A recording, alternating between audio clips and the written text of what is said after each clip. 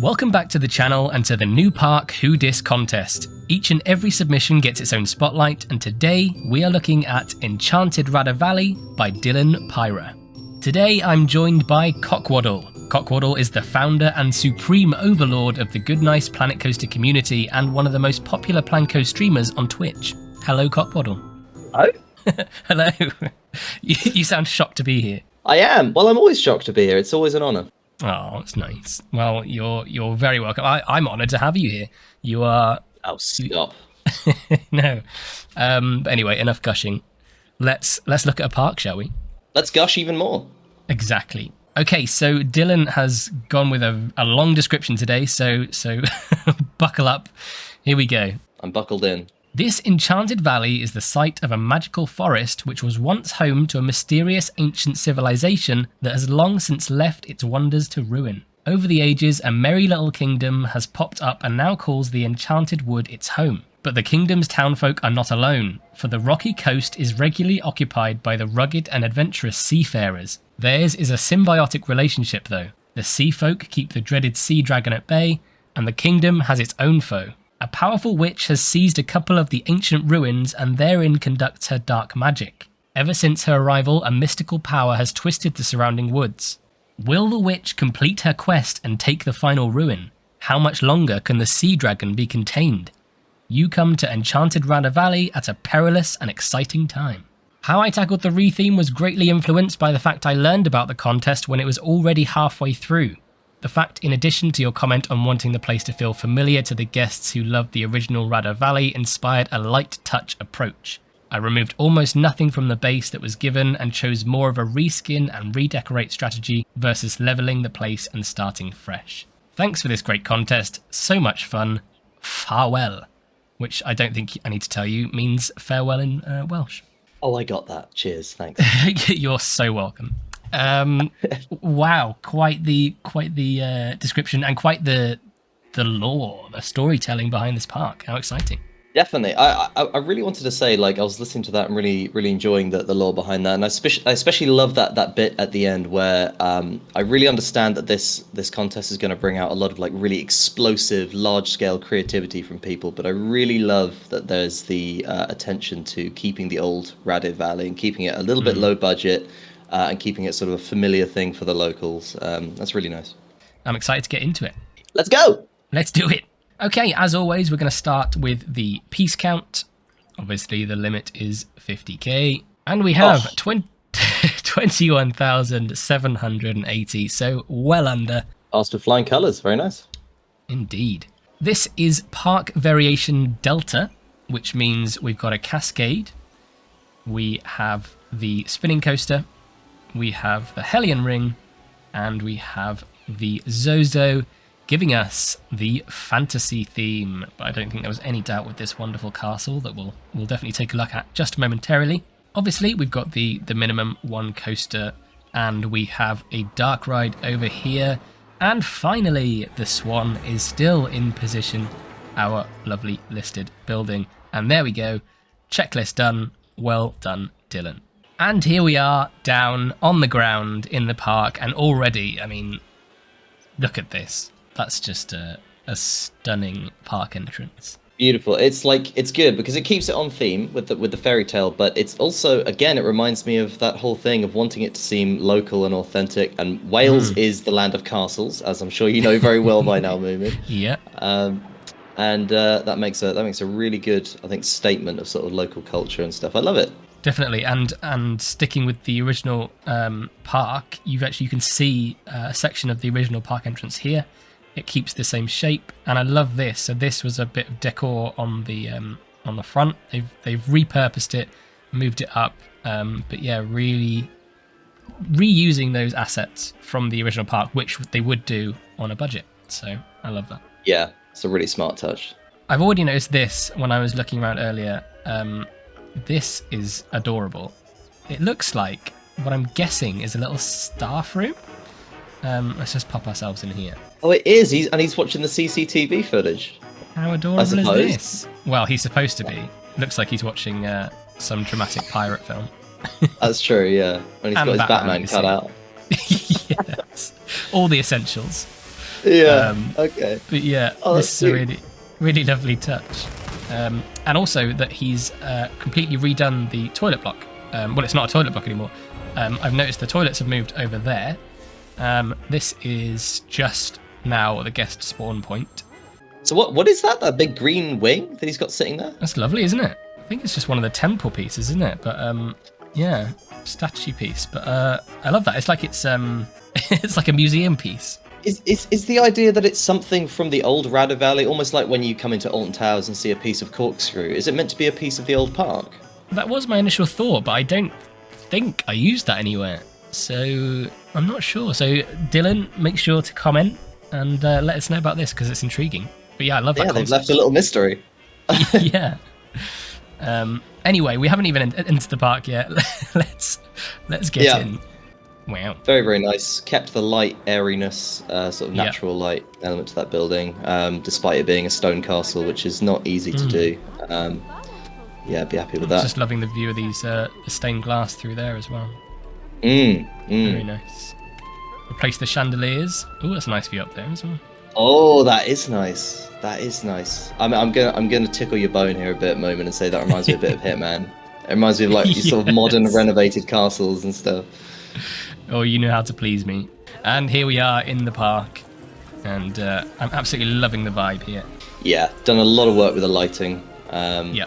Which gives it a lot of this sort of fairy tale glow to it. Yes, just a lovely, because it's so easy to kind of saturate parks with lights, but these are really subtle touches just to accentuate these different areas. Well, where would you like to head first? I'm a clockwise person. Should we just go left? Yeah. We've got a Hat's Fantastic here. So this used to be just a backstage area. So really nice to see something else taking up that plot now. Yeah, this is something I quite often struggle with, is giving enough attention to just the sort of retail parts like this. And obviously we've got to remember, especially for a park this size, this is how they make a lot of their money, is through merch sales. It makes a lot of sense to have a lot of work done to this. Definitely. And it's always so time consuming as well, putting all of these individual pieces in. So, but it's always worth it.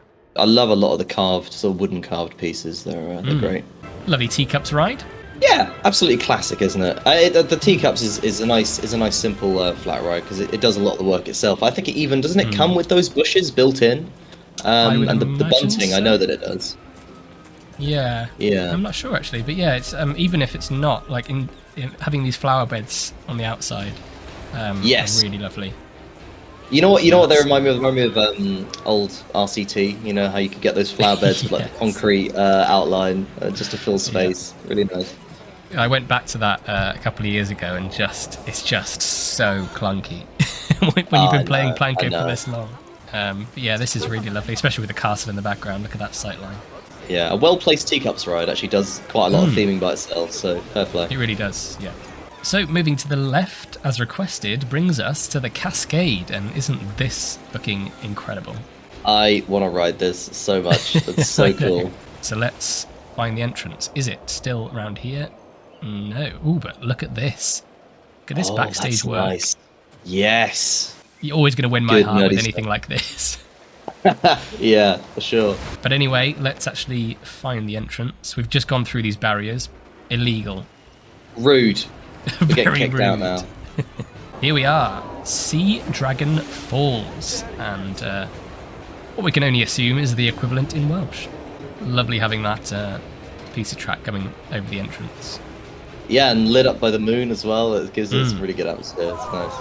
Great interaction here as well. I'm guessing that's a TMTK boat sail. Yeah, like a Viking sailboat. Yeah, so it's a sort of Viking fantasy crossover, I suppose. Yeah. So here we are in the station, and I'm loving this. Look at a little booth. Look at that. Oh, he's made you proud there, Moomin. There's tiny little like desk trinkets and stuff, you know. It's very easy to overlook this and leave them in their little standard booth. But just that tiny little touch just really ties it all together. Animatronic one on the opposite side as well. Yeah, he's got his AED and his own phone over there. All right, let's hop on this cascade.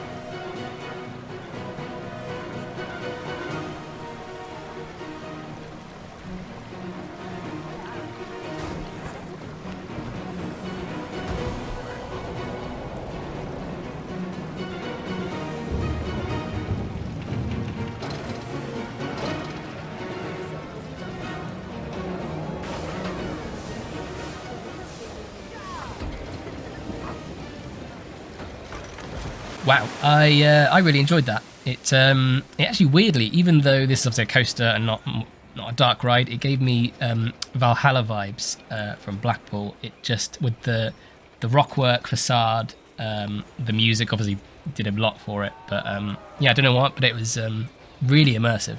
Yeah, I thought so too. I really like that it's very family friendly. You know, it's only like a couple of drops. It's not a tough ride, but I like that it's the sort of thing that you could maybe find at sort of Chessington or something, where there's a lot more attention and funding gone to the theming than the track itself. So it still tells like a really nice story within a short and simple track. Yeah. Yeah. Great atmosphere. Yeah. Definitely. I love the view of this waterfall from here. Obviously, the sun hitting it perfectly there. Yeah, I wonder if that was a coincidence. That's beautiful. Yeah, really nice. And this interaction with the dragon is very nice as well. And fair play, by the way, for putting little water jets underneath so much of the track, because that really keeps the watery theme throughout. A lot of those cascades can be coaster first, then water section at the end, or something like that. But it feels like a sort of it feels like an ocean adventure all the way through. Yeah, I mean, it's almost easy to overlook that those are actually manually placed. But yeah, it just brings it to life, what would be a very static section. Yeah, like that a lot. Very nice. So that was Sea Dragon Falls. Very good indeed. Oh, we've got some lockers here. Nice touch. Very nice. Let's look at this top spin whilst we're here. This is really nice. Just the simple wrapping with the logs. Just completely transforms it. Gets rid of that ugly metal framework. Yeah, they're not visually pleasing rides by their default state, so that's done something quite well with it. What I like is it's different to a lot of the top spins that you see, in that they're so often themed to be a water ride, with sort of jets of water at the bottom and all the rest of it. I like this. This is quite different from a lot of the ones I've seen. Yeah. I like the wood theme. It blends well with the sort of slightly Viking-y aspects we've seen, I think. And that log actually works really, really well as like a sort of axle in the middle of the ride. That's a nice feature. Yeah. And we got some ivy. Can't ever beat some ivy. Very important. Going back on ourselves slightly, we've obviously got the old Big Bite food court, which looks like it's been completely transformed, whilst still keeping that very distinctive shape that was here before.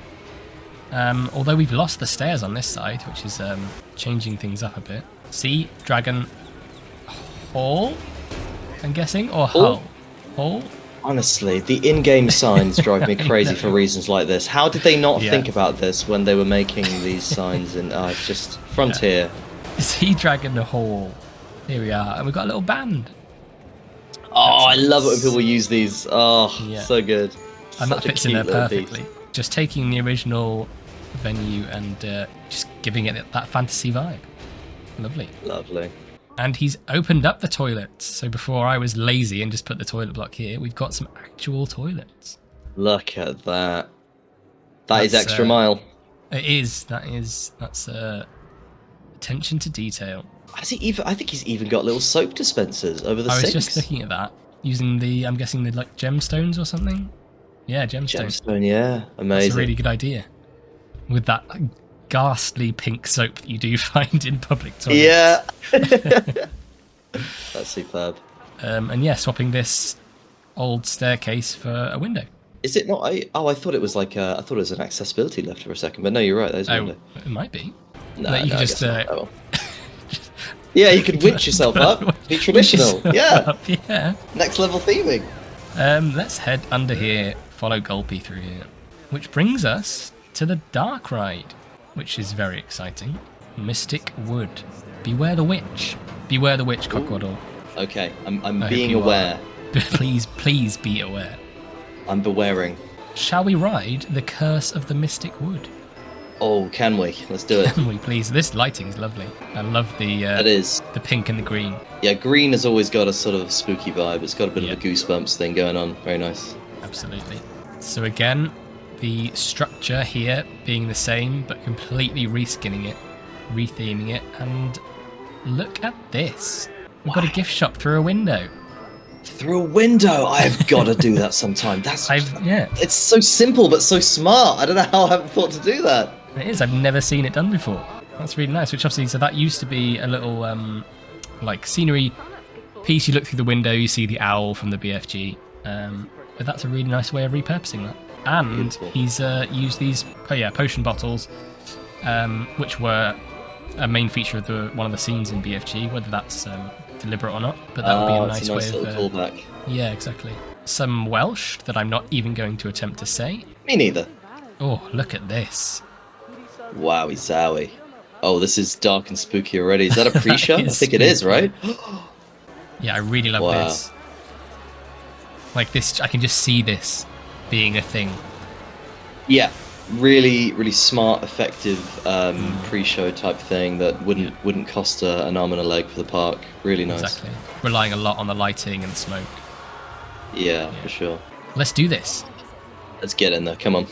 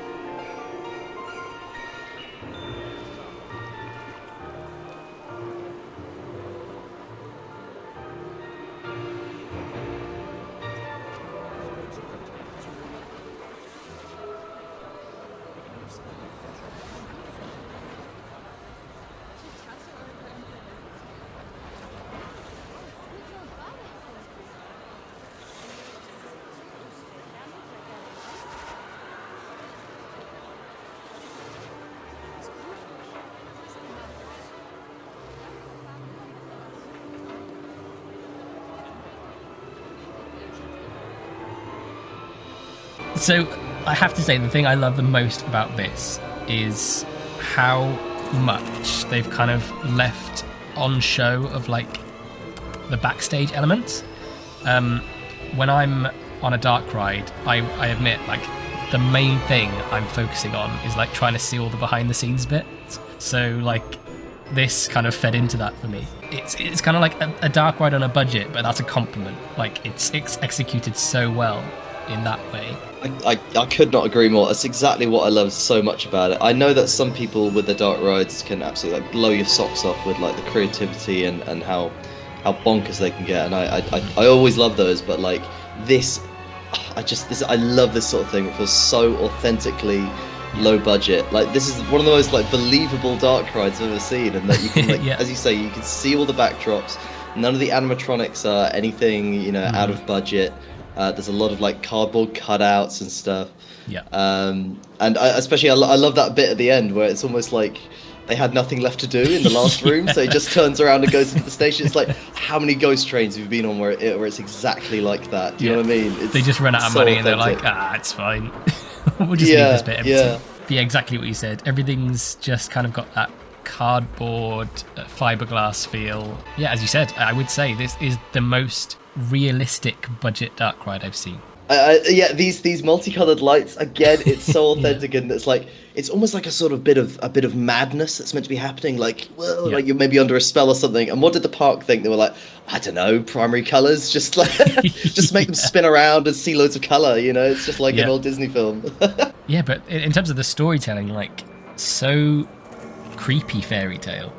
But like, I can't even put my finger on why it was creepy. It just was creepy. Well, it gets a little bit Hansel and Gretel here, doesn't it? It's all sort of big lollipops and sweets and stuff, and it's a bit alluring, and yeah, there's a good mix of sort of fairy tale and creepy. I like it.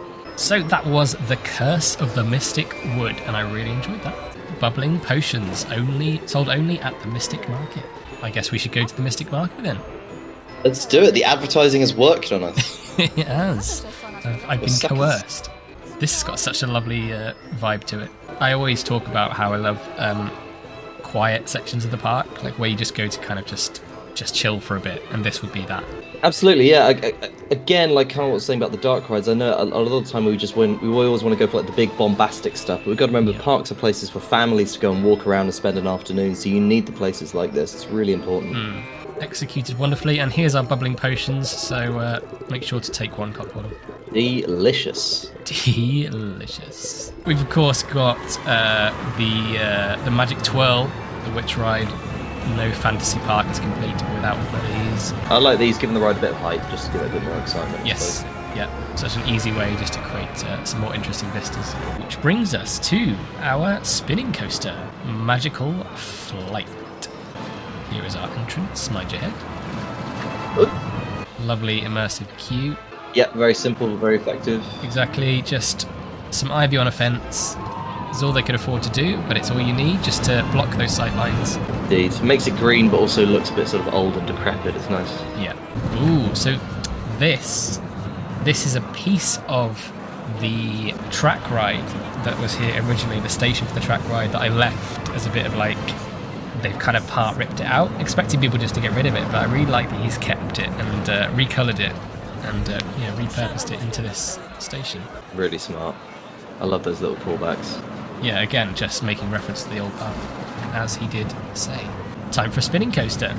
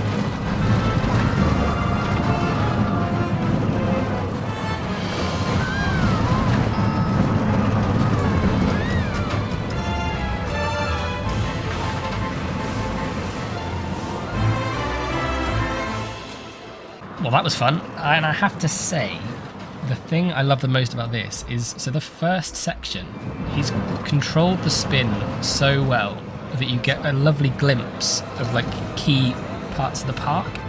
So like, even from the top of the lift hill, you get a lovely view of the castle. Coming around here, it came nice and slow past the Hellion Ring. And then you've got a really nice view coming around Magic Twirl as well, or the Trapped Wagon Rescue. Before you get into the the chaos that was the rest of the spinning coaster. Really nice. I completely agree. I was wondering like how intentional that was, because it just worked out so perfectly. You know, I thought, yeah, that first spin really showed so much of the park that I don't know. It was yeah, really nice. I thought like absolute credit to Dylan because I've built a couple of these spinners before and I find them an absolute nightmare because I find them to be really easy to run out of momentum and everything. But I thought that was paced really well. And as you say, it shows off the park within the ride. It was almost Yeah. like a little sort of spinny tour of the park. So yeah, really well done with that. So that was Magical Flight. Now, before we keep moving around, I know that we've missed a Helen ring that was beautifully presented to us on that coaster, the Ouroboros. That's a really nice sign as well. I didn't know that the fonts did that on that sign. That's really good. Yeah, and it works for the ride name as well. Circle of the sign, the circle of the ride. Very nice, very cohesive. Highly cohesive, very good movie. Yeah. Moving on, we've got the Swan, of course, which has now become Dratbarn and has been opened up. Again, showing me up because I didn't do an interior. We've got an interior with windows. Look at that. Oh, lovely little view, especially with that coaster track gliding by. Really nice. Yeah. I love this building within a building, this little hut. Yeah, it's almost like a little Wendy house with milkshakes. I love this little awning as well. I don't think I've ever used that. Yeah, cute. Crossing the bridge brings us to the Zozo Ruin Courtyard, and it is Very nice. indeed a courtyard that has been ruined. It certainly has. Look, ruins. Ah, that's how you know it's been ruined. Nice. Yeah, that's really nice. It's the Zozo isn't an easy ride to skin, but this is a really good way of doing it. No, I completely agree. It's simple, it's budget, it works. And another booth as well. Dylan is clearly a fan of doing the booths, and it's paid off. Oh wow! Wow, that worked out well. Bit of timing there. Just happened to do that. There we go. We can just keep that in as it is. That was Sweet. That was very Disney, wasn't it? Behind the That castle. was perfect. Yeah. Finally, we come to our second coaster, Gumdrop Wood, which just sounds adorable. Missy Good's Mushroom Spin is a lovely little kiddie ride. I love that they've got that means it's a sponsored ride, isn't it? It's almost like the sort of Pepsi Max big one, but you got the Missy Good mushroom spin. That's so good. Lovely little detail. Caterpillar Crawl is the name of our coaster. So this is obviously, Gumdrop Wood is just the area. So that's nice. We've got little areas of the park. Yeah, I wanted to comment about the ruin because it's got the delineation of areas just like you would at Alton Towers or whatever. That's it's a really smart idea. Oh, a little hopscotch or something, is it? Yeah. Cute. Okay, let's do this.